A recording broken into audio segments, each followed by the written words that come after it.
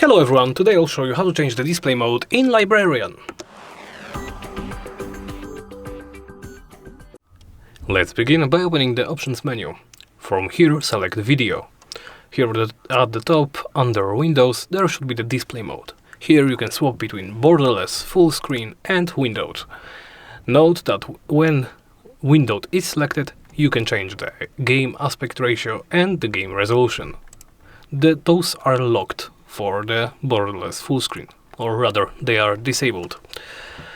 In this section there is also the display monitor, which you can swap between. This exists so you can swap the game between your monitors. Once you are happy with the changes, simply hit apply, and now you can cancel to close the menu. And that's about it. Thank you for watching, and please make sure to like, comment and subscribe.